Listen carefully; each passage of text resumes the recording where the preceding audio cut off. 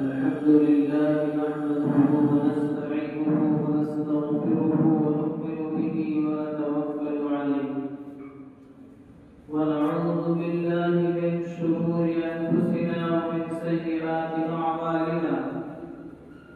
من يهده الله فلا مضل له ومن يضلله فلا هادي له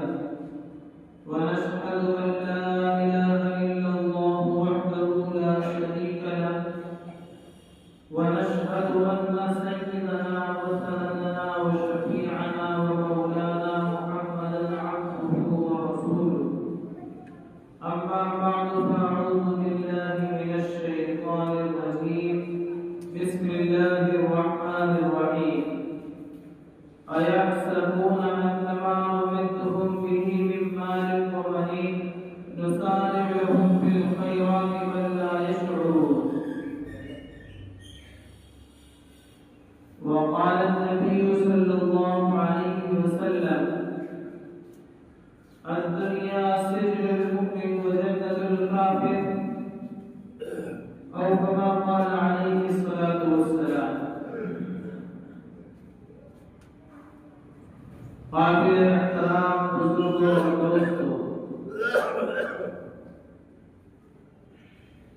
اللہ تبارک و تعالی نے قرآن مقدس کے اندر بے شمار آیات ہیں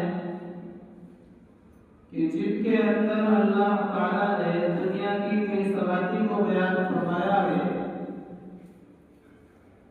اور آخرت کی بقا کو بیان فرمایا ہے کہ دنیا ایک ناپائیدہ چیز ہے اور آخرت ہمیشہ ہمیشہ کے لیے باقی رہنے والی ہے. دنیا کی تمام لذتیں اور تمام کامیابیاں وہ ایک دن ختم ہو جائیں گی، لیکن آخرت اور آخرت کی تمام نعمتیں وہ ہمیشہ ہمیشہ کے لیے باقی رہنے والی ہے. اس لیے اللہ تبارک و تعالیٰ قرآن کریم کے اندر فرماتا ہے وَمَا خَلَقْتُ الْجِنَّ وَالْإِنسَ إِلَّا لِيَعْبُدُونِ کہ ہم نے انسان اور جنات کو اپنی عبادت کے لیے پیدا فرمایا. یعنی انسان کا اللہ تعالیٰ نے تخلیق فرمانا اور اللہ تعالیٰ کے حکم سے انسان کی پیدائش کا وجود میں آنا اور دنیا کے اندر حضرت انسان کا آنا، یہ صرف اللہ تعالیٰ کی بندگی کے لیے ہے، اس کی عبادت کے لیے ہے اور اس کی خوشنودی کو حاصل کرنے کے لیے اللہ تعالیٰ نے بھیجا ہے. اور دنیا کی تمام نعمتیں اور لذتیں یہ انسان کی ضرورت ہے. الضرورت تبیح المحظورات کہ ضرورت انسان کے لیے بقدر ضرورت ہوا کرتی ہے کہ جتنی انسان کو کسی چیز کی ضرورت ہوتی ہے وہ اس کو اسی اعتبار سے حاصل کرتا ہے. یعنی اگر انسان کو کھانا کھانا ہے تو جتنی اس کی ضرورت ہے اتنا ہی وہ کھانا لیتا ہے. پانی کی ضرورت ہے تو پانی جتنا اس کو چاہیے اور جتنے پانی میں وہ انسان اپنی پیاس کو بجھا سکتا ہے اسی طریقے سے انسان پانی لیتا ہے.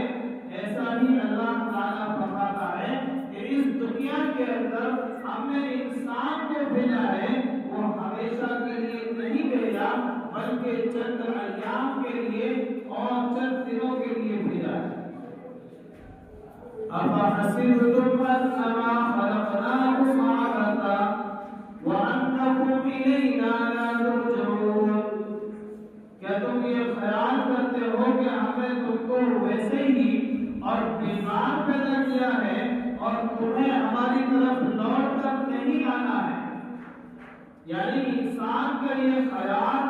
اور انسان کی یہ سوچ باطل سوچ ہے. اللہ تعالیٰ فرماتا ہے تمہارا خیال یہ غلط ہے کہ تم دنیا کے اندر نہیں رہو گے اور دنیا کی نعمتیں تمہارے ساتھ ہمیشہ نہیں رہیں گی بلکہ ایک دن تمام چیزیں ختم ہو جائیں گی. كل من عليها فان ويبقى وجه ربك ذو الجلال والإكرام. اللہ تعالیٰ فرماتا ہے کہ تمام کی تمام چیزیں فنا ہو جائیں گی لیکن اللہ تعالیٰ کی ذات وہ ہے کہ جو ہمیشہ باقی رہے گی. بنی اسرائیل کے اندر ایک شخص تھا اور وہ انسان بڑا گنہگار انسان تھا. حضرت موسیٰ علیہ السلام بنی اسرائیل کو اللہ کی دعوت دیتے, اللہ کی وحدانیت سمجھاتے اور اس کے ساتھ ساتھ یہ فرماتے کہ لوگوں اللہ سے ڈرو, اللہ سے خوف کرو اور اللہ کے عذاب سے ڈرو, اس لیے کہ اللہ کا عذاب بڑا سخت عذاب ہے اور اللہ تعالیٰ جب کسی انسان کی پکڑ کرنا چاہتا ہے تو اس کی پکڑ بڑی سخت ہے اور اللہ تعالیٰ کی پکڑ کے اندر انسان آتا ہے تو پھر اس کو کوئی چھڑا نہیں سکتا. لیکن بنی اسرائیل کے اندر ایک شخص وہ تھا کہ جو بنی اسرائیل میں حضرت موسیٰ علیہ السلام کے پاس آتا ہے اور یہ کہتا ہے کہ بنی اسرائیل موسیٰ علیہ السلام کہ جو آپ فرماتے ہیں کہ اللہ کا عذاب گناہ کی وجہ سے, اللہ کا عذاب انسان کی نافرمانی کی وجہ سے, اللہ کا عذاب انسان کی حقوق فضولی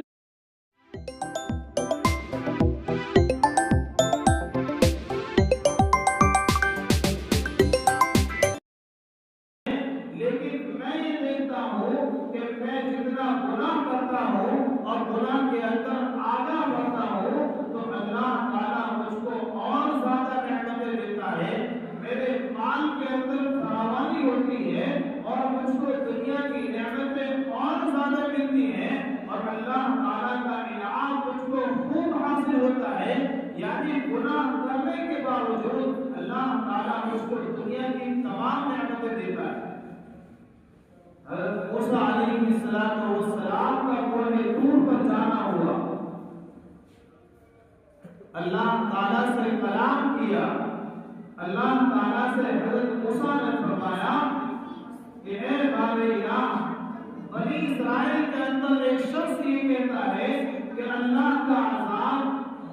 آتا ہے گناہ کی وجہ سے آتا ہے, لیکن میں گناہ کرنے کے باوجود یہ دیکھتا ہوں کہ اللہ تعالیٰ مجھ کو خوب فراوانی دیتا ہے, اللہ تعالیٰ مجھ کو خوب مال دیتا ہے, دنیا کی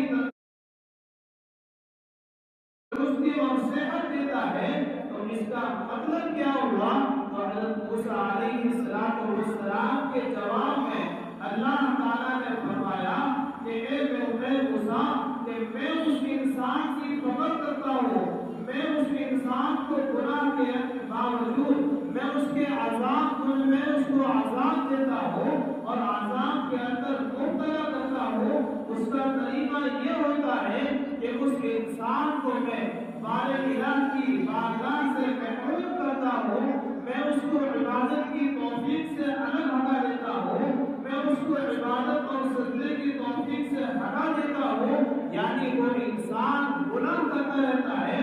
اس کو اس بات کا احساس نہیں ہوتا, اس کو اس بات کا طریقہ معلوم نہیں ہوتا کہ میرا عذاب دینے کے مختلف انداز ہوا کرتے ہیں. کبھی میں اس انسان کو ڈائریکٹ عذاب کے اندر مبتلا کر دیتا ہوں اور کبھی اس کو عبادت کی توفیق چھین کر اور اللہ کی عبادت کی توفیق سے ہٹا کر, سجدے کی توفیق سے ہٹا کر, نیک کام اور بھلے کاموں سے اس انسان کو بچا کر رکھتا ہوں. تو وہ اللہ کا عذاب ہوا کرتا ہے, لیکن اس انسان کو اس بات کا علم نہیں ہوتا, اس انسان کو اس بات کا فکر نہیں ہوتا اور اس کے دل سے احساس نکل جاتا ہے. أَيَحْسَبُونَ أَنَّمَا نُمِدُّهُم بِهِ مِن مَّالٍ وَبَنِينَ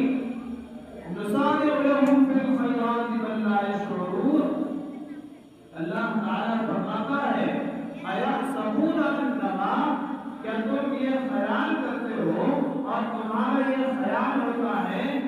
میں تم کو جو مدد تمہاری کرتا ہوں تمہارے مال کے ذریعے سے تمہارے بیٹوں کے ذریعے سے تمہاری مدد کرتا ہوں نسارع لہم فی الخیرات اور تم جلدی جلدی خیر کو حاصل کرتے ہو بھلائی کو حاصل کرتے ہو دنیا کی نعمتوں کو اپنے اوپر حاوی کر لیتے ہو دنیا کی محبت کو اپنے اوپر سوار کر لیتے ہو نسارع لہم فی الخیرات وَلَا يَشْعُرُونَ بلکہ تمہیں اس بات کا علم نہیں ہوتا تمہیں اس بات کا شعور نہیں ہوتا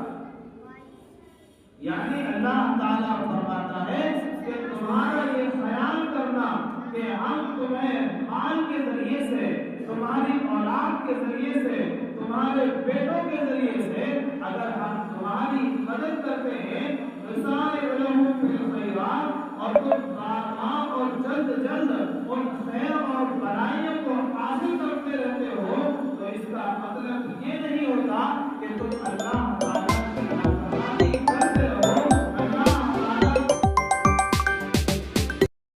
کو ناراض کرتے رہو اور اللہ تعالیٰ کے حقوق وصولی کرتے رہو بلکہ اللہ تعالیٰ فرماتا ہے وَلَا يَشْعُرُونَ بلکہ تمہیں اس بات کا شعور اور طریقہ نہیں ہوتا کہ اللہ تبارک و تعالیٰ کس طریقے سے اور کس انداز سے تمہیں عذاب کے اندر مبتلا کرتا ہے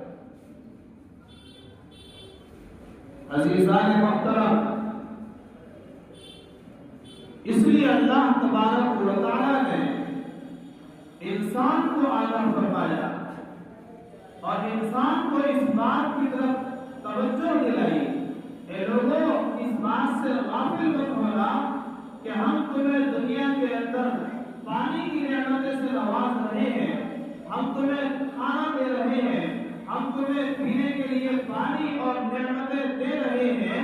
اور اس طریقے سے اللہ تعالیٰ کی نعمتوں میں بے شمار نعمتیں دے رہے ہیں تو اس کا مطلب یہ نہیں ہوتا کہ تم اللہ تعالیٰ کی نافرمانی کرتے رہو اللہ تعالیٰ کو ناراض کرتے رہو بلکہ اللہ تعالیٰ کی پکڑ بڑی سخت ہے اللہ تعالیٰ تبارک و تعالیٰ جب کسی انسان کی پکڑ کرنا چاہتا ہے تو اس کی پکڑ بڑی سخت ہوا کرتی ہے اور جب پکڑ کرنے پہ آتا ہے تو انسان بے چین ہو جاتا ہے انسان گھبرا جاتا ہے اور اس کے بس کا نہیں رہتا کہ وہ انسان اس پکڑ سے اپنے آپ کو بچا سکے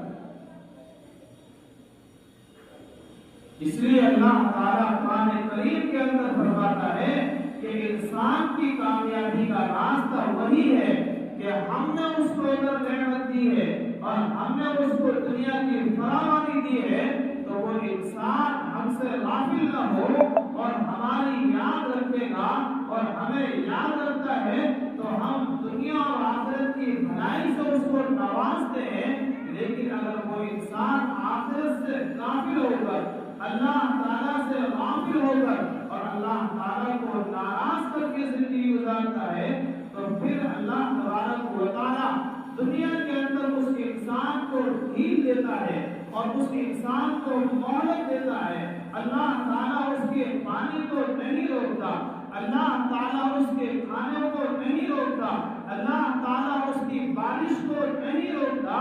لیکن جب اللہ تبارک و تعالیٰ کی پکڑ آتی ہے تو وہ غیر محسوس طریقے سے آتی ہے انسان اس بات کا خیال نہیں رکھتا اللہ تعالیٰ ہم سب کو ان تمام باتوں پر عمل کی توفیق نصیب فرمائے وآخر دعوانا الحمدللہ رب العالمین